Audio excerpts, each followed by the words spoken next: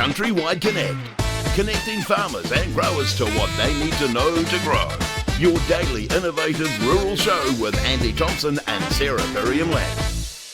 We have a fabulous guest who I believe is on the line waiting to talk to us, Mr. Jim Ward, who is the Federated Farmers High Country Chair, and they've been down at Glenaray Station inviting politicians to see what it's really like down there at the moment. Is Jim with us? You're there, Jim, but we just need your sound. We had sound before. I'll let Cody see if he can fix it.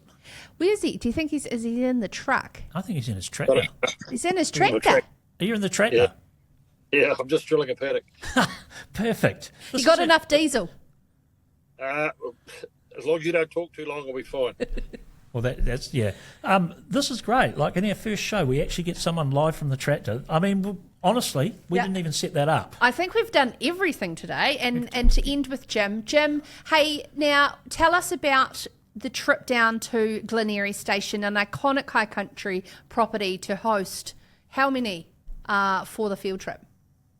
We had just over 300, which was really special.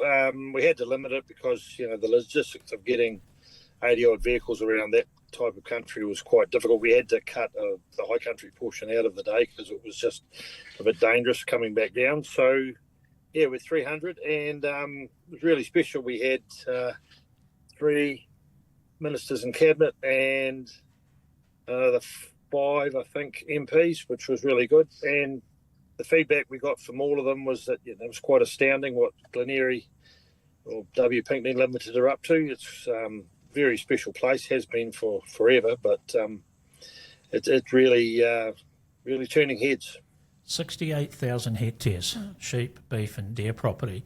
What a privilege to go there. And I did get a very late invite, actually, from Feds to show up, but unfortunately I couldn't quite make it. We were a bit busy.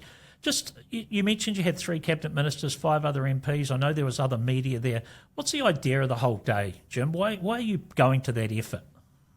Well, first and foremost, it's to showcase what's happening in the high country, and our theme for the day was culture and innovation confronting the challenges. So I've known Simon Lee, the manager there, for quite some time, as partner Nicky Thompson, and Simon just exudes culture. He's always been the same anywhere he goes. He was in North Canterbury for quite some years on Mender Pills, and I told the story that my daughter Anna was in the discussion group with him, and she said he's just next level. He's way above my head. So, he's got a real passion for the land. He's got a passion for people, probably first.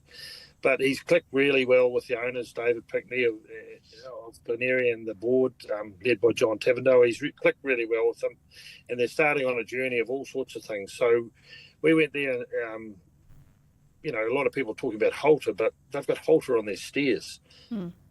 They're shifting them remotely, and we watch them being shifted. And then in the paddock, they've got a weigh system there that weighs the cattle, a cut of them every day. So at 5 o'clock in the morning, they've got an average weight gain for the day before. Incredible stuff.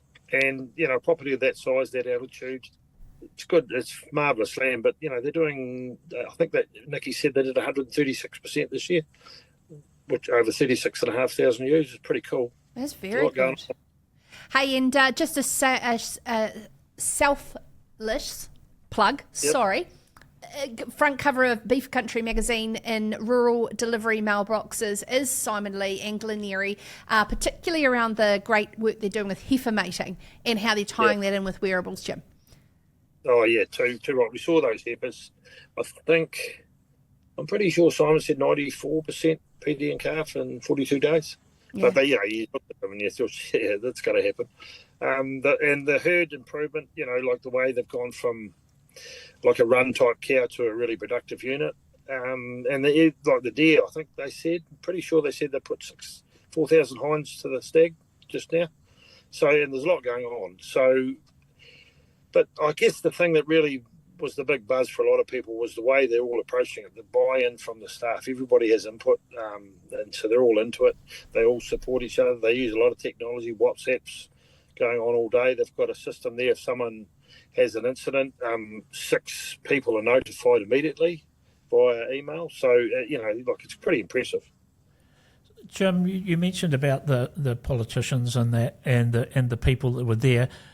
The reason obviously is to showcase issues. Do you think you get the cut through? Do you think a day like this will make change for the way that these people think, or will help the understanding of the issues that high country farmers and sheep and beef farmers are facing? Well, yeah, to give you an example, at the end of the day, we had a panel discussion with Bernadette Hunt from Southland and Matt Taylor from Lawn Peak and Garston, and we had Megan Hansey, and Megan's a policy analyst for Feds.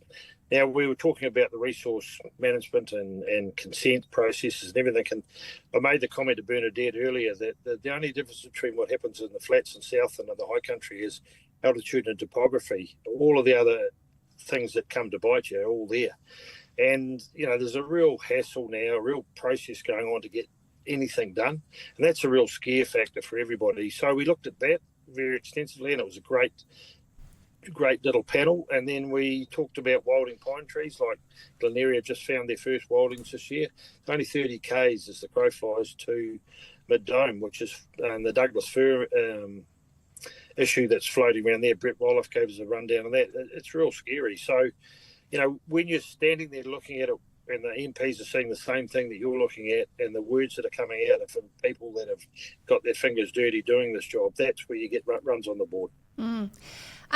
Jim, getting these politicians to understand how difficult it is. You did say that high country problems are affecting all farmers, but there is some uniqueness when it comes to situations around leases, and you've got the Ashburton Lakes catchment with those 4 high country properties that are really affected there.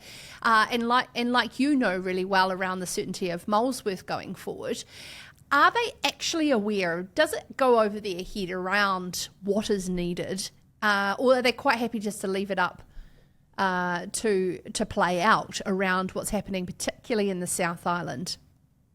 Well, I think the secret there is to have the right minister on board. You've got to have the guys that the deals in their wheelhouse. You've got to have them there, and we did pretty much. So unfortunately, Minister Potaka couldn't make it, but we certainly deal with him quite regularly through Feds, or very regularly actually, particularly with stewardship land. So you've got people there that are telling stories like Kerry Harmer, as you would know from the Ashburton Lakes. I mean, her story should be told nationwide. What the process she has to go through to get anything done is archaic. And you've got someone like that who understands her property or their property and can put forward a real solid case to get something done, and they get no, you can't do that, can't do this. So I just don't want to see that get wider and bigger. But we've got to keep these days up. We've got to showcase what the good things, but we've also to talk about the things that are not so good. And that's the day for it. Certainly is. And you can't get away from the fact, Sarah, that it's just amazing to get out onto those properties, like the opportunity to go to a station like that and spend the day there and be shown around. You can't buy that, can you? The last time I saw Jim, I was actually up at Molesworth and looking around, and it's absolutely beautiful part of the world in regards to Glenaray, Molesworth, and right across the board, Jim. Hey, Jim, what's the weather doing in Hemner, where you are in your tractor today? Show us around. I'm actually down the Scargill Valley, and we're just drilling the very last paddock of about 130 hectares. So at the end of today, I think I've earned my stripes. I'll get out of the John Deere and leave it to some other poor bugger. But I think I'm actually going, I know I'm going fencing with my son for a month coming up, so that'll be quite entertaining. He and I spar pretty well, so he's down in the Mackenzie country, so I'll go and... Are you going to go and chase a stag? And get into it. Are you going to go and chase a stag or two? No, I'm pretty much done chasing stags. I quite like chasing the pork at the moment, so I'll take the big dog down, I think. Yeah. Nice. Thank you so much, Jim. Hey, look, you joining us on video from your tractor. If Jim can do it, anyone can do it. It's been a pleasure having you on our very first show, sir.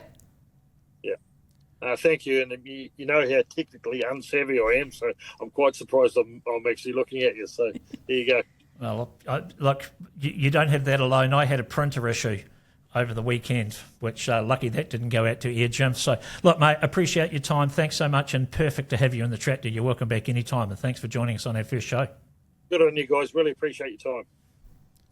Thank you so much, Jim Ward, wearing the Federated Farmers High Country Cheers hat there. Countrywide Connect, connecting farmers and growers to what they need to know to grow. Your daily innovative rural show with Andy Thompson and Sarah Perriam-Lack.